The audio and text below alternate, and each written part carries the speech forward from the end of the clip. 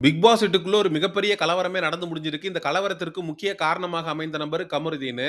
கமருதீன big pass வீட்டுக்கு பின்வாசல் வழியாக புறமண்டைய சேர்த்து அடிச்சு பத்தி விட்டுருவாய்ங்கன்னு நெனைக்கிறேன். அப்படி ஒரு விஷயத்த தான் அவன் பண்ணி வச்சிருக்கிறான்.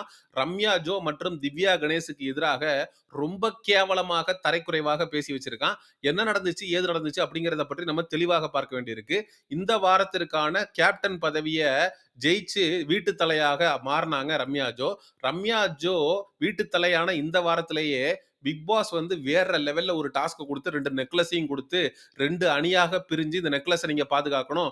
எந்த அணி பாதுகாக்க தவறுறீங்களோ, அந்த அணி அடுத்த வாரத்திற்கான டைரக்ட் நாமினேஷன்ல வந்துருவீங்க.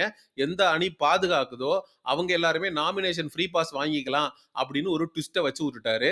நேத்து நைட்ல இருந்து தேவடு காத்துட்டு எவனுமே தூங்காம நெக்லஸ வந்து பாதுகாத்துக்கிட்டு இருந்தாய்ங்க. இன்னைக்கு ஆக்டிவிட்டி ஏரியால ஒரு டாஸ்க் வைக்கப்பட்ட அந்த கேப்ல பிரஜன் மற்றும் சாண்ட்ரா 2 பேரும் கதவ புடிச்சு இழுத்து மூடிட்டு குடுகுடுன்னு ஓடி வந்து நெக்லஸ திருடிருச்சு சுபிக்ஷா. சுபிக்ஷா நெக்லஸ திருடின கையோட பிரஜன் அத எடுத்து கொண்டு போய் ஒளிய வைக்கிற மாரி ஓடுனாரு. பிரஜனுக்கு பின்னாடி எல்லாருமே ஓடுனாய்ங்க. போய் குப்பை தொட்டியில ஒளிய வைக்கிற மாரி அவர் பாவலா பண்ணிட்டு நெக்லஸ் எடுத்து உள்ள சொருகிட்டு வந்து பிக் பாஸ் வீட்டுக்கு வெளியில வந்து அந்த கூரை இருக்குல்ல, அதுல தூக்கி எறிஞ்சிட்டாரு மனுஷன். சோ இது மிகப்பெரிய அளவுல பிரஜன் மற்றும் சுபிக்ஷா 2 பேருமே சேர்ந்து அந்த நெக்லஸ திருடி வேற லெவல் சம்பவம் பண்ணிட்டாய்ங்க. இது வந்து மிகப்பெரிய அளவுல கலவரமாயிருச்சு. எங்கள எப்படி நீங்க வந்து கதவ புடிச்சு இழுத்து வச்சுக்கிட்டு, நீங்க போய் நெக்லஸ திருடி நீங்க ஒளிய வைக்கலாம். இது மிகப்பெரிய தப்பு. எங்கள வச்சுக்கிட்டு தான் நீங்க வந்து நெக்லஸ திருடணும். அப்படின்னு எதிரணியில இருக்கிறவங்க எல்லாம் பிரச்சனை பண்ண ஆரம்பிச்சுட்டாய்ங்க. உடனே வந்து வீட்டு தலையாக இருக்கக்கூடிய ரம்யா வந்து இதுக்கு ஒரு க்ளோஷர் குடுக்கணும் அப்படின்னு சொல்லி ஒரு முடிவெடுக்கப்படுது. ரம்யா வந்து ஒரு மேட்டர சொல்றாங்க. நீங்க என்னதான் இருந்தாலும் கதவ வந்து பூட்டி வச்சுட்டு நீங்க வெளியில வந்து இந்த மாதிரி திருடி நீங்க தவறு பண்ணியிருக்க கூடாது. இது தப்பு. நெக்லஸ வந்து நீங்களும் கொண்டு வந்து வச்சிருங்க. நாங்களும் கொண்டு வந்து வச்சர்றோம். அப்படின்லாம் பிக் பாஸ் சொல்லட்டும். நீங்க பண்ணது கரெக்ட். நீங்க கேம் பண்ணது கரெக்ட்டா விளையாண்டுருக்கீங்கன்னா, பிக் பாஸ் சொல்லட்டும். நாங்க வந்து ஓகேன்னு ஒத்துக்கிறோம். அதே மாரி வந்து இந்த நபர் சபரி வந்து நெக்லஸ திருடியிருப்பாரு. ஆக்சுவலா பிரஜனும், சுபிக்ஷாவும் எடுத்துட்டு போயிட்டாங்க. நெக்லஸ திருடிட்டாங்க அப்படின்றதுக்காக. சுபிக்ஷாவுடைய கண் முன்னாடியே சபரி வந்து நெக்லஸ திருடுவாரு. நாங்க வந்து நெக்லஸ வச்சுட்டு சபரிய சிறைக்கும் அனுப்பிடுறோம் அப்படின்னு சொல்லிட்டு ரம்யா சொல்லும். இந்த பாயிண்ட்ட விஜே பார்வதி சொல்லியிருப்பாங்க. ஆக்சுவலா இது நான் சொன்ன பாயிண்ட் ஆச்சே அப்படின்னு சொல்லி விஜே பார்வதி வந்து ரம்யா கிட்ட ஆர்கியூ பண்ண ஆரம்பிப்பாங்க. அப்ப கமருதீன் எந்திரிச்சு நின்னு நீ எப்படி கிரெடிட்ட ஸ்டீல் பண்ணலாம் அப்படின்னு சொல்லிட்டு பேசும்போது அங்க வாக்கியா தகராறு டேய் உக்கார்றா அப்படின்னு சொல்லிட்டு அவங்க சொன்ன டோனே ரொம்ப அதிகார தோனியில சொன்னாங்க ரம்யா ஜோ. அது கண்டிப்பா யாருக்கா இருந்தாலும் ட்ரிகர் ஆயிருக்கும் தான். இவங்க என்னதான் வாடா போடான்னு கூப்பிட்டுக்கிறது வேற. ஆனா சபையில எல்லாரையும் கூப்பிட்டு உட்கார வச்சு டேய் உக்கார்றா அப்படின்னு அதிகாரம் பண்றது வேற. அதுக்கான வித்தியாசத்த இந்த கமருதீன் அப்படின்றவன் கரெக்ட்டா புடிச்சுக்கிட்டு, நீ எப்படி எப்படி சொல்லலாம் அப்படின்னு சொல்லிட்டு லெஃப்ட், ரைட் வாங்குறான். அது போடாங்க, இவன் போடிங்க, மாத்தி மாத்தி வாடா, போடா அப்படின்னு சொல்லி நீ கத்தி பேசினா நானும் கத்தி பேசுவேன். என்னடாங்கிற அப்படின்னு சொல்லி இவங்க 2 பேருக்கு நடுவுல ஒரு மிகப்பெரிய கலவரமே வெடிச்சிருச்சு. டேய் கம்ருதீன் உன் பிரச்சனைக்காக ஏதாவது ஒண்ணு பண்றியா? பார்வதி பிரச்சனைய அவ பாத்துக்க போறா. இவட்ட இருந்து அவ கிரெடிட்ட ஸ்டீல் பண்றா அப்படிங்கிறது இவளுக 2 பேருடைய தனிப்பட்ட பிரச்சனை. நீ எதுக்குடா மூக்க நுழைக்கிற? அப்படிங்கிற கேள்வி நமக்கு எழுந்துச்சு.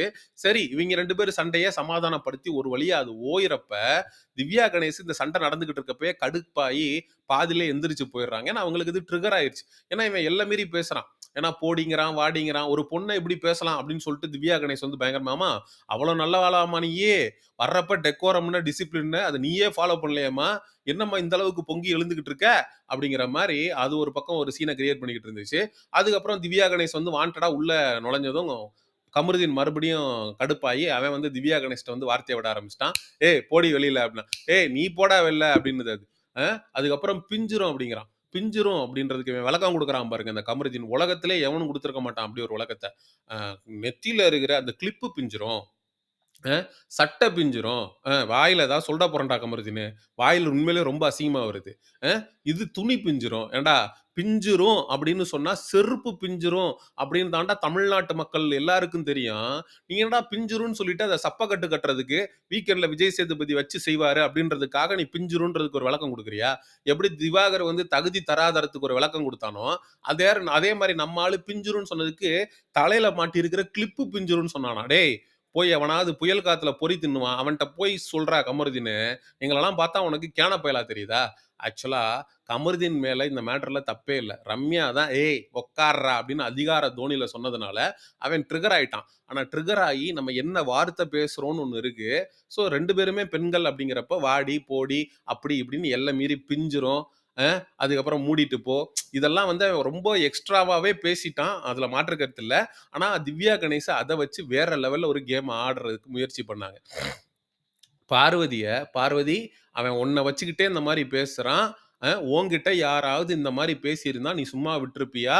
அவன் என்கிட்ட பேசுறான் அப்படின்றதுனால தானே கடந்து போற." அப்படின்னு சொல்லி பார்வதிய பார்த்து கேட்கும்போது, பார்வதி நான் 2 பேருக்கும் சண்டை வர்றப்ப, அந்த நான் விலக்கி விடுறதுக்கு என்ன பண்ணணுமோ அதத்தான் நான் பண்ணேன். பொத்தி கூட்டிட்டு போற அப்படின்னு என்ன வயசுக்கு வந்த பிள்ளையா? அந்த கமருதின்றவன் பொத்தி வச்ச மல்லிகை மொட்டு புத்திருச்சு வெக்கத்த விட்டு அப்படின்ற மாரி பார்வதி பொத்தி கூட்டிட்டு போறேன் அப்படிங்குது திவ்யா கணேஷ் கமருதீன. சண்டை வரும்போது நான் 2 பேரையும் விலக்கி விடுறதுக்கு என்னால என்ன பண்ண முடியுமோ நான் அதைத்தான் பண்ணேன் அப்படின்னு சொல்லி பார்வதி ஒரு விளக்கம் கொடுக்குறாங்க. ஆனா உண்மையிலேயே பார்வதி உன்னை உன்னை எதிர்த்து இந்த மாதிரி வாடி போடின்னு எஃப்ஜே விக்கல் விக்ரம் இவங்க எல்லாம் வாய் விட்டுருந்தா நீ என்ன பண்ணிருப்ப? அந்த இடத்துல கமருதீன் அப்படின்றதுனால நீ விலக்கி விட்டுருக்க. வேறவனாவது ஒரு ஆம்பளையா எஃப்ஜேவாவோ விக்கல்ஸ் விக்ரமாவோ இருந்திருந்தா பார்வதி உள்ள புகுந்து லெஃப்ட் ரைட் வாங்கி விட்டு இந்த பிரச்சனையா அவ பிரச்சனையா மாத்தி இருப்பாங்கிறதுலயும் நமக்கு மாற்று கருத்து இல்ல. நம்ம திவ்யா கணேச பார்த்து கேட்கணும்னு நினைக்கிறது என்னன்னா, அடுத்த பெண்ணுக்கு ஒரு அநியாயம் நடக்கும்போது பதறக்கூடிய, அத வந்து கேள்வி கேட்கக்கூடிய திவ்யா கணேஷ், நேத்துக்கு உனக்கு ஒரு கொடூரமான சம்பவம் நடந்துச்சேம்மா, கானா வினோத் உன் கால மிதிச்சானேம்மா, ரொம்ப அக்ரஸிவா பிசிக்கல் வயலன்ஸ்ல ஈடுபட்டானேம்மா, அப்ப அவன பார்த்து நீ ஏம்மா எந்த கேள்வியும் கேட்கல? பிரசன்ட் வந்து புலம்புற, இந்த மாரி என்கிட்ட அன்வான்டடா டச்சஸ் பண்ணாரு. என்கிட்ட வந்து பிசிக்கல் வயலன்ஸ்ல ஈடுபட்டாரு. அப்படின்னு கானா வினோத்த பத்தி நீ பிரஜன் கிட்ட வந்து சொல்றியே தவிர, கானா வினோத்த நிக்க வச்சு, நீ என்ட்ட எப்புட்றா அந்த மாரி பண்ணலாம்? அ என்ன வந்து நீ கால மிதிக்க வந்திருக்க. நீ நீ குடுத்த ஃபோர்ஸ்க்கு குடுத்து மிதிச்சிருந்தன்னா, என் கால் என்ன ஆயிருக்கிறது? அப்படிங்கிற கேள்விய கானா வினோத்த பார்த்து, நம்ம அக்கா திவ்யா கணேஷ் எழுப்பியிருக்கணுமா? வேணாமா?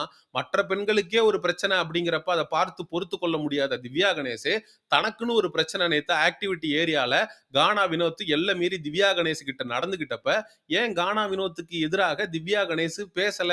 அப்ப கானா வினோத்தை பார்த்து பயப்படுறியா திவ்யா கணேஷ் நீயே? கமருதீன் அப்படின்றப்போ உனக்கு ஈஸி டார்கெட்டா தெரியுதா? அவன் ஒரு டம்மி பாவா, அவன் என்ன வேணா பண்ணிடலாம். ஆனா கானா வினோத்துக்கு வந்து பார்த்துட்டு தானே போனாங்க ஒயில் கார்டு என்ட்ரியில. அவனுக்கு வெளியில ஒரு பெரிய சப்போர்ட் இருக்கு அப்படிங்கிறதும் திவ்யா கணேஷுக்கு தெரியும். அதனால அவன்கிட்ட போய் நம்ம டைரக்டா ஒரு ஃபைட் வச்சுக்கிட்டோம் அப்படின்னா அது தப்பா போயிடும் அப்படின்றதுக்காக நீங்க ஒரு சேஃப் கேம் வந்து கானா வினோத் கிட்ட ஆடுறீங்களா அப்படின்னு திவ்யா கணேச பார்த்து ஃபயர் விடக்கூடிய நபர்களை பார்த்து நம்ம கேட்க வேண்டியிருக்கு. ஏன்னா உங்களுக்கு வந்தா ரத்தம், மத்தவனுக்கு வந்தா தக்காளி சட்னியா அப்படிங்கிற மாதிரி. பார்வதி நீங்க வந்து சப்போர்ட் பண்ணல உங்க விஷயத்துல அப்படின்னு நீங்க பார்வதியை குறையே சொல்ல முடியாது. ஏன்னா திஸ் இஸ் யுவர் பேட்டில். கமருதீனோட ஃபைட் பண்ணணுங்கிறது நீங்க எடுத்த முடிவு. அப்ப கமருதீனோட நீங்க ஒன் ஆன் ஒன் ஃபைட் பண்ணுங்க. பார்வதி வந்து ஏன் நீ சப்போர்ட் பண்ணல? ஏன் எனக்கு ஆதரவா நிக்கல? ஏன் கமருதீனை எதிர்த்து பேசல? நீங்க பார்வதிய கேள்வியே கேட்க முடியாது. என்னதான் ரம்யா ஜோ டே உட்கார்றா அப்படின்னு சொல்லியிருந்தாலும் அது வந்து கமருதீனுக்கு ட்ரிகர் ஆயிருந்தாலும் அவன் வார்த்தைகளை விடும்போது ரொம்ப கவனமா விட்டுருக்கணுங்கிறதுல மாற்று கருத்து இல்ல. இது திவ்யா கணேஷ் விஷயத்திலையும் பொருந்தும். இந்த கமருதீனுடைய கேவலமான செயல்பாடு பற்றிய உங்களுடைய கருத்துக்களை மறக்காம கமெண்ட் செக்ஷன்ல சொல்லுங்க. அண்ட் எக்ஸ்க்ளூசிவ் பிக் பாஸ் அப்டேட்ஸ்க்கு மிஸ்டர் செய்யோன் சேனலை சப்ஸ்கிரைப் பண்ணுங்க. See you in the next video. Bye bye.